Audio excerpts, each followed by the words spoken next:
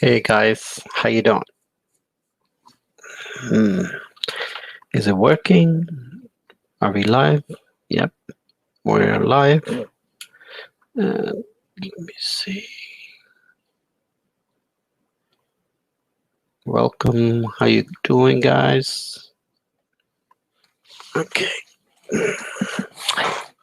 So this is not gonna be a very long uh, video and stuff.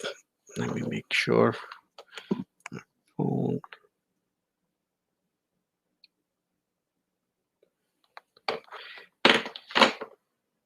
okay. I was just uh, watching some a video that an incident happened yesterday. I guess by this time it's yesterday, and I just thought I was going to make a quick video on it and make a monologue about what I thought. But then I thought it's better to uh, just come on live and just do the commentary just like that. Wanted to share with you and share my thoughts on what happened in Speaker's Corner, because this is something that is very concerning. Not that it is directly affecting us or directly affects people who are in the US or people in Pakistan and all that, but the overall idea is very relevant. And this is something that should be a big concern to everybody who's watching, who's seeing what's happening to places like England and France and Sweden and places like that, and how slowly the atmosphere of those places and the ideas and the how should I say it? In Urdu, like they say, mahal, like the way the places are changing and why is it changing. So just just so um, if anybody is not familiar, I'm going to share the link. So I'm going to talk about the video just a little bit, maybe show a little clip of the video, and then we're not going to do a very long thing about this, but maybe if you want, maybe we can have a couple of people come in to the live and see. 1 second, let me put the link.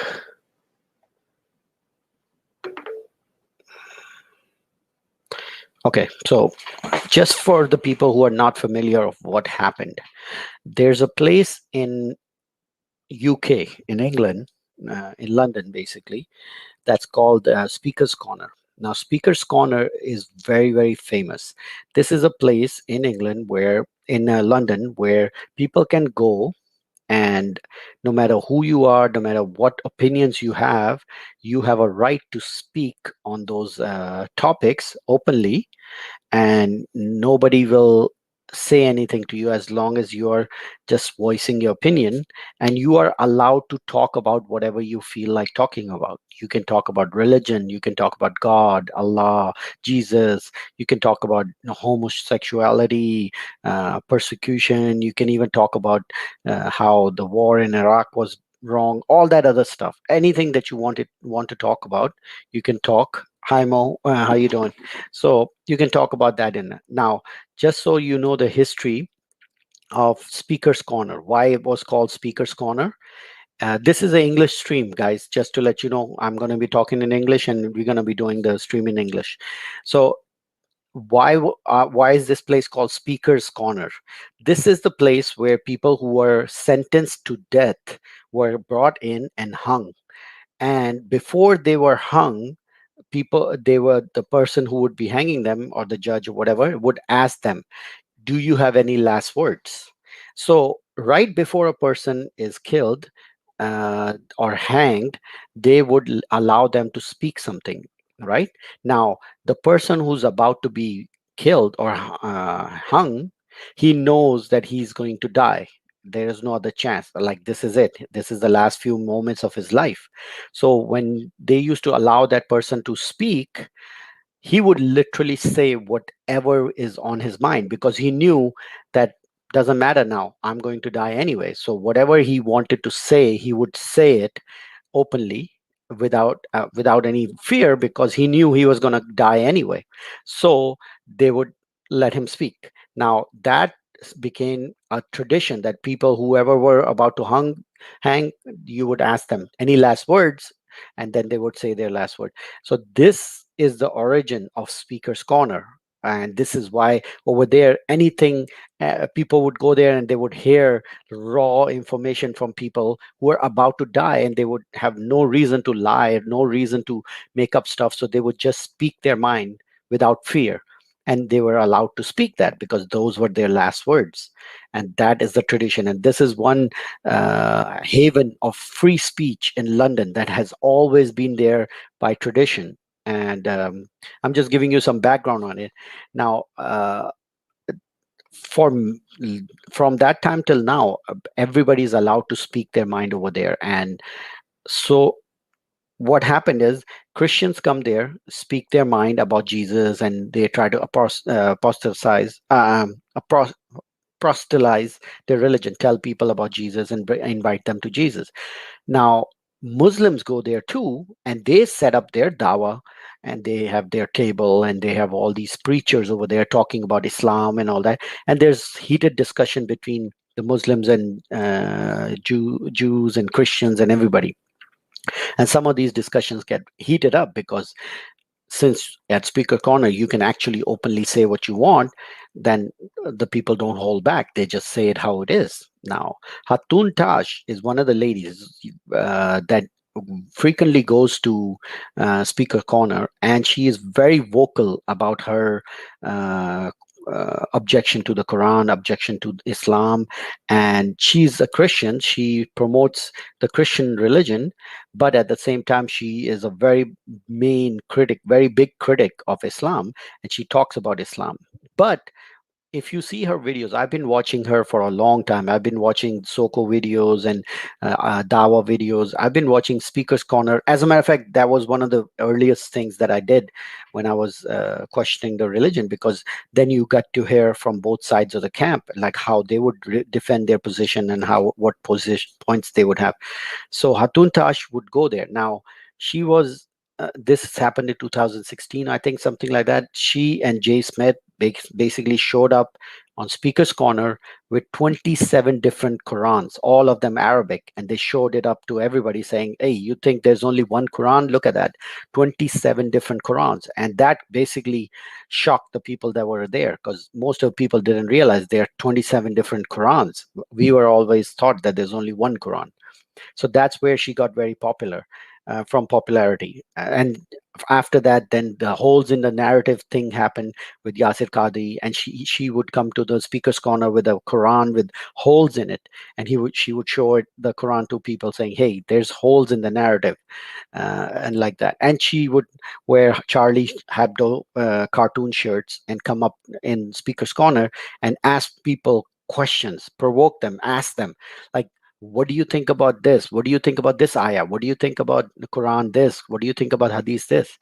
And this would get really, it's a lot of the people over there very upset, especially a lot of the Muslims would get kind of very angry at her, because there's a lot of immigrants that come to London and they've never seen anybody talk openly against Islam. So when they see somebody talk against Islam openly like that, they can't handle it, because from where they're coming from, nobody says anything against Islam. So when they come in a secular area where everybody's allowed to say something, they're shocked and they just can't handle it. So basically, what now, to be completely clear, the person who stabbed her and ran away, and they were not able to catch him.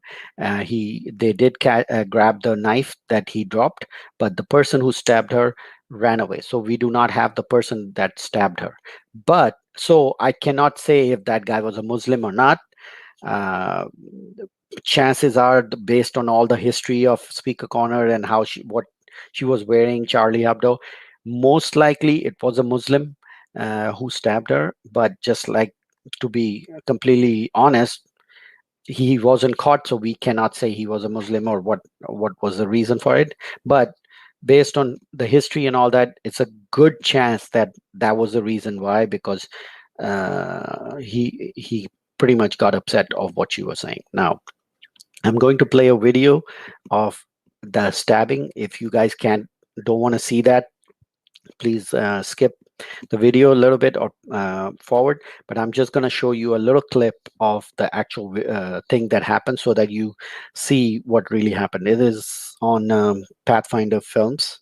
So let me share the screen. No, one second. Share screen, share audio. Okay. All right, guys. So let's just watch what happened. كلام الله القرآن من كلام الله سبحانه وتعالى. This is word. But this القرآن من كلام الله سبحانه وتعالى. This is word. But the spirit. Oh, it's going on. Hold on. What happened?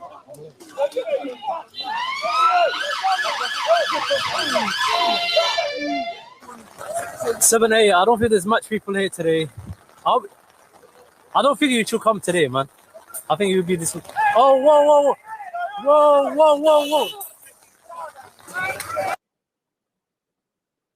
Okay. Now I'll show a little bit after after the aftermath also.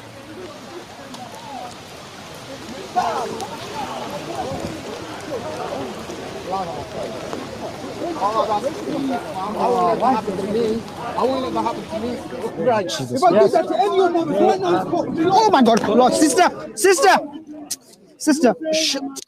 So she passed out and she was on the ground for a little bit. God, Lord Jesus Christ. Yeah, somebody needs to call the ambulance. My Lord. Okay, that's enough. All right, so this is basically what happened. I just showed you a little bit. Now, why am I sharing this stream with you, or why am I talking about this? Is very simple.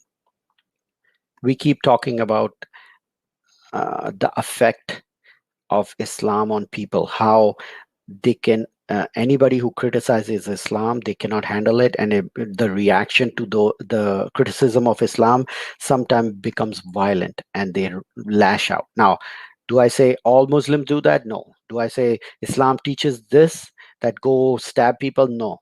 But I'm saying because there are blasphemy laws in Muslim countries, and it is very a big thing to insult Muhammad, insult Islam. That is why the reaction is so extreme, which is not an excuse. I'm not making an excuse for that, that, oh, because she insulted Islam, that's why. No. Regardless of what she said, something like that is not allowed and should never be done. Okay. Now, why did the guy do that? That's the question. Now, Mohammad Hijab came out with a video saying, "Oh, we do not condone this. We are against this." But he didn't say anything about the reasoning why this happened. He's talking about more like, oh, there should be security and police should do their job and all sorts of things he's talking about. But he skipped the real reason why it's happening. It's because Islam cannot handle criticism, and some of the people who take it to their own hand and react that way. And as you know, as we can talk, there are examples in the hadith which you can read that shows that Muhammad condoned this sort of behavior where he sent people to kill other people if they insulted Islam. So this is not something unknown. There are stories in Islam about this situation like that, but I'm just gonna take a couple of people in and see what they have to say. I'm not going to make this video very long. We're going to just have a very short statement and then we'll move forward. So let's take Mohammed Chaudhry. How are you? How you doing, man? Good. So Balasani. Yeah, what would you say about this? All right. Muslims are making up excuses, and there's a guy named Sneakers Corner on YouTube. I don't know if you know him. Yeah, no, I've seen the video. Sneakers Corner. Yeah. So it's a person. Okay. there's a chapter in the Quran 22:15 says unbelievers can commit suicide by hanging themselves. Hmm. Yeah. 22, do you know about that? Yeah, I know about the ayah. Yeah, Sickening, isn't it? that's how it is. It is. There's a lot of things in the Quran that are And also, quite shocking. Yeah. yeah, and not only that, but the Quran also tells Muslims to go in a vigilante. You know that stabbing you saw of Hatun Tash? It says in Quran 47:6, when you meet those who disbelieve. Now, in some translations, it says battle, right? Hmm. But if you, I don't know, you're Pakistani, aren't you? Yes, I am. You know the Urdu script is similar to Yes. Arabic. Is that right or wrong? Yes. Yes. It's correct. Okay. If you look into Arabic, and you should know Arabic because your script is similar to the Hmm. do you see the word battle in Surah 47 verse 6 in the Arabic? No. So in they add add that phrase in, but Hmm. even if it did say battle in Arabic, there are two houses, and I'm allowed to take this clip of when I'm speaking. Hmm. Yeah. Okay. Sure. There's so even if it was battle, there's two houses in Islam: Darul al Islam, Hmm. and you know the next one, Darul Harb. yeah, which is the land of the kuffars, right? Hmm. So, and also, I don't know if you can find me sources of Darul Haram and Darul Islam because I have heard about this terminology. Can you find me sources? Because I'm going to take this clip and edit it Yeah, and I mean, this sort of stuff is all over internet. You can search that by videos. I have have you a heard of I, the reliance of Reliance this? of the Traveler. Yeah, there's a lot of quotations in there from fiqh, and a lot of people quote Reliance of the Traveler in a lot of and those and situations and like that. and the verse that Muslims always want to quote is Quran 5:32. But if you read that in context, that actually comes from the Talmud, and that's actually to the Jews because at the right at the beginning, if you read from, and actually it does come from a Jewish commentary of the, I think it's the Mishnah or something. If you can correct me. Yeah, the phrase that a lot of people use whenever they are talking about Quran and saying, no, this is Islam doesn't promote any type of violence, and the verse they use is always, if you kill one person, it's as if you killed all of humanity, and if you save one person, it's as if you saved all of Yeah, humanity. but They use that from the Quran, but it's actually from the Talmud. But even yeah, in the Quran, what's the Quran? it's actually addressed towards the Banu Israel. It's not addressed to the Muslims. Yeah, so if you look at that verse, Hmm. actually that is talking about, if you know the thing, right? Men produce sperm, right? Hmm. Okay. It was talking about Cain killing Abel. If you Hmm. read the for few, I think it's a few verses back up, not just the particular verse. So basically, it says in the Talmud that his blood, meaning God says his blood cries out to me. The scripture says bloods, but not blood. Meaning Cain, in the commentary, it says in the Talmud, uh, um, Cain didn't just kill Abel, he also killed his future descendants. Did Hmm. you know that?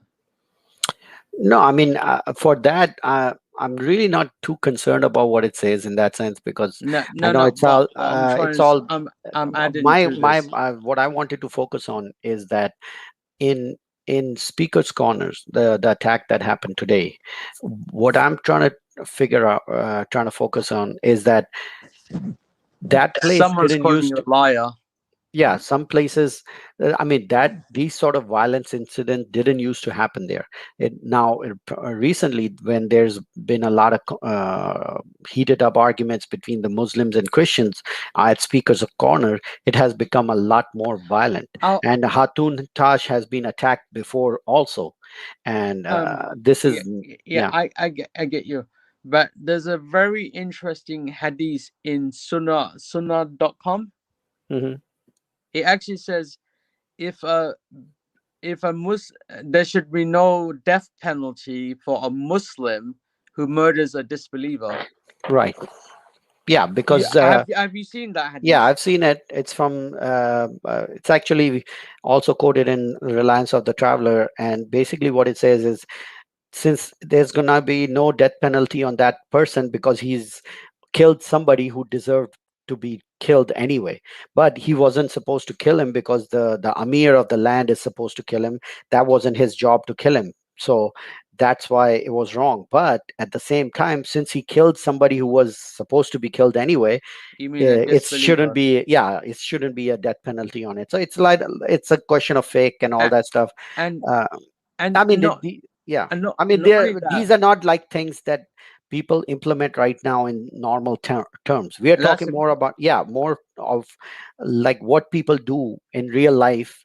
In like, nobody opens the Reliance of the Traveler and figures out the issues of fiqh that way, or who we should kill this person or not. I mean, normal people and don't do that. I'm talking about also normal people, everyday people, you and me, who live their life. What do they, how do they react, and what do they do? and I think, okay, there's something that strange happened to me, right? Okay, so I'll give you the last word, so you can Can say. you give me your opinion on this? Sure. There was a Muslim who I was walking alone somewhere. It was daylight, and then some guy with a beard, and I think he was a Muslim, and I definitely can tell he was a Muslim. He stopped when I was walking alone. He stopped and he said, "Do you want a ride?" To me. Okay. Do you know what I said? No. Did I Okay. do the right thing or not? Taking the It depends on the situation. Like, it all depends on how it is. No, I There's no, think I mean, it's like I said, it's up to you, your opinion about it. I'm There's no I'm yes and no answer to that. Yeah. okay. I'm gonna say I think he watches my videos on YouTube. Mhm. Otherwise, how else would he know about me? I mean, that's completely subjective. I have no opinion on that. It I have sounds no. like it sounds like paranoia, but I have a strange because I'm very vocal against Okay. Islam because my people were butchered Mhm. 800 years because do you know the Who are your people? South Asians? Who are they? Who are they?